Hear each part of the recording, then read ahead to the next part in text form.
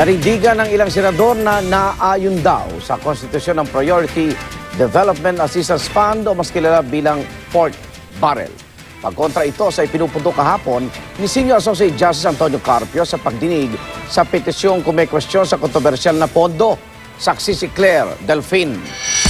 So, this is very simple.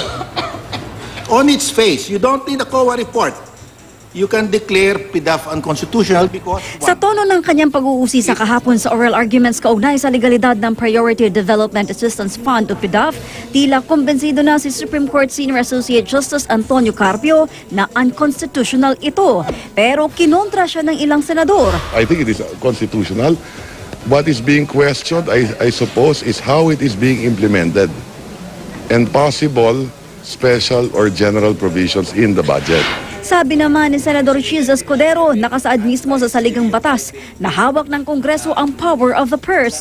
Ibig sabihin, walang perang mailalabas ang National Treasury kung walang karampatang batas dito ang Kongreso. Kaya bagamat sang-ayon na tanggalin ang pork barrel, dapat daw Kongreso ang magtanggal nito. Sinabi rin ni Senador Tito Soto na ang Kongreso ang may hawak sa power of the purse, bagamat wala na raw siyang pork. Pero taliwas ang posisyon ng constitutional law expert na sa Senador Miriam Defensor Santiago. Anya, nasa konstitusyon na kasama sa kapangyarihan ng hudikatura ang magpasya kung may pang-aabuso ng kapangyarihan ang anumang sangay ng gobyerno kahit sa mga kasong may kinalaman sa kwestyon politikal. Bago pa naisampa sa Korte Suprema ang mga petisyong i-abolish ang pork barrel, ay naisampa na rito sa Senado ang mga resolusyon mula sa ilang senador na layon ding ihinto na ang PDAF. Hindi bababa sa 15 senador ang sumusuporta na rito. Kaya asahan na rin daw na habang tuloy-tuloy ang mga oral arguments sa Korte Suprema, ay magkakaroon din ng sariling debate at diskusyon ang mga senador dito sa Senate floor tungkol pa rin sa abolisyon ng pork barrel. Sakaling hindi ibasura ng Korte Suprema at ng mismong Senado at Kamara, pinalutang din ni dating Chief Justice Renato Puno ang posibilidad na kumalat na lang ng pirma para maisabatas ang pagbasura sa pork barrel sa pamamagitan ng People's Initiative.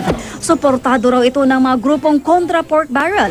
It's an option that we want to look at.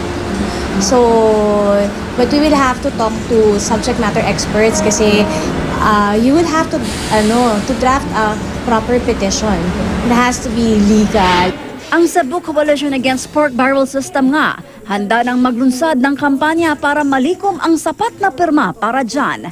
Ako si Claire Delfin, ng inyong saksi.